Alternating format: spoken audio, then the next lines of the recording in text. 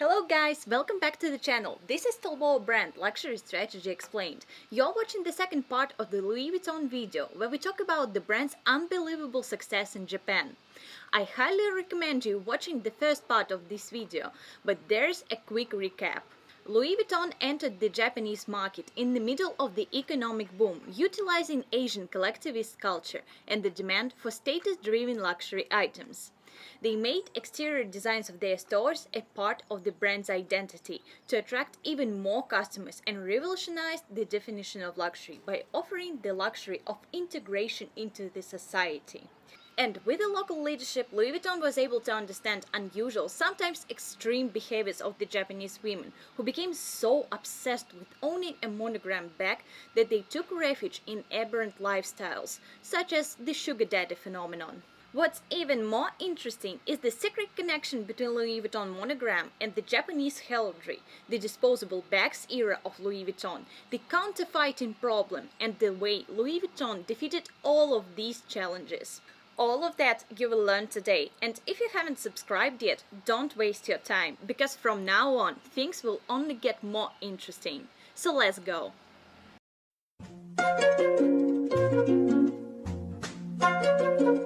Remember the signature monogram canvas? It was first introduced in 1892 in Paris. But what if I tell you that it was inspired by Japanese heraldry, and this fact was lost over the passing years and became once again evident when Louis Vuitton succeeded in Japan? The monogram canvas created in 1892 carried small geometric signs that had no meaning for the average Westerner. In fact, they are mon signs, linked to Japanese heraldry. Mon, monsho, mondokuro is the Japanese word for emblems used to decorate and identify an individual or a family. It is similar to a family crest or a stamp. So in 1892, Europe was in the grip of a Japanizing current, and those aesthetics influenced the design of the canvas. Although this origin story was long forgotten, in the present day it was immediately decoded by the Japanese eye as the sign of intrinsic value. So it is no coincidence that Japanese signs are so similar to the Louis Vuitton monogram. This story continues with Marc Jacobs' creative vision and strategy that reinvented the famous pattern for the Japanese market. The creative strategy. Marc Jacobs, who envisioned the unique blend of heritage, foreign culture, and innovation, was responsible for the creative aspect of Louis Vuitton's winning strategy in Japan.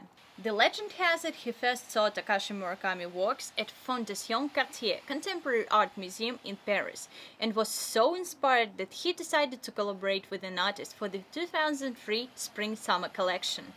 Thus, Marc Jacobs pioneered new marketing strategy based on limited edition collections. Louis Vuitton first launched a collaboration with Takashi Murakami, reimagining the signature monogram canvas in 33 colors on white and black backgrounds. This line alone, designed exclusively for the Japanese market, increased LV profits by 10%. Following this massive success, Marc Jacobs once again collaborated with Takashi Murakami and created a monogram cherry blossom line, inspired by the famous Japanese sakura blooming season. In 2005, Louis Vuitton collaborated with Murakami again and created what is to be believed the marriage between Japanese art and French perfection, the Monogram Cerise line, featuring a trendy cherry motif that gave freshness and cheerfulness to the monogram. But they won't stop there. In 2008, Louis Vuitton designed the new monogram or flash line with Murakami, combining signature pattern with military-style camouflage. While announcing yet another exclusive collection at the Brooklyn Museum pop-up store, Marc Jacobs commented on limited collections with Takashi Murakami. Our collaboration has produced a lot of work and has been a huge influence and inspiration to many. It has been and continues to be a monumental marriage of art and commerce. The ultimate crossover, one for both the fashion and art history books. Murakami line was indeed the beginning of Louis Vuitton's resounding success in Japan. That is why this collaboration is so strategically important. From 2003 to 2008, Louis Vuitton continuously launched exclusive lines in collaborations with Murakami. Although this strategy was extremely productive, it had its limitations. Exclusive limited lines were already overused and appeared too often.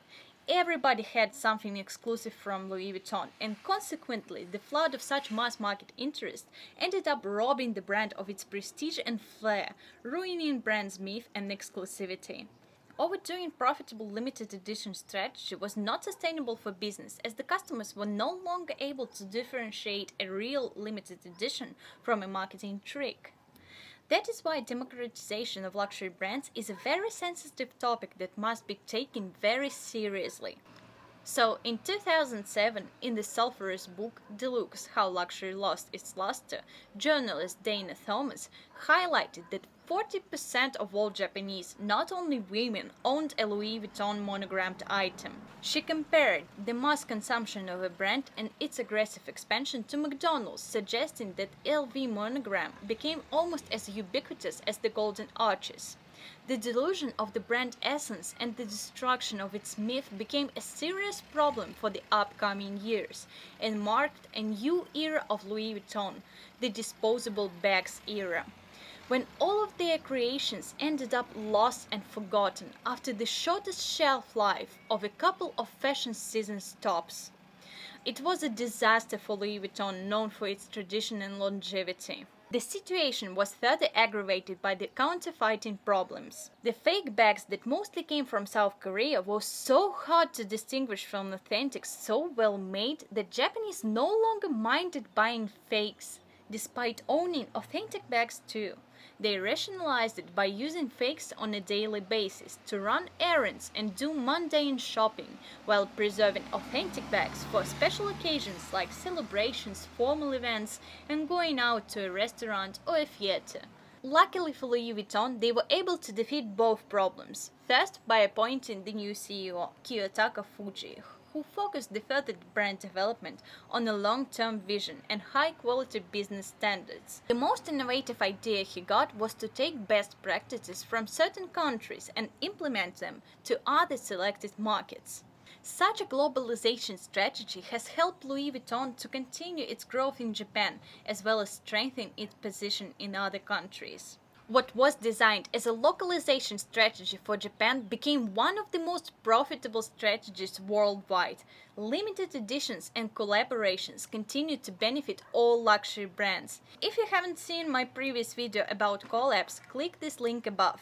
As for Louis Vuitton, it has thrown open the gates to the Asian markets for all luxury brands to follow, and today it is one of the most profitable markets worldwide.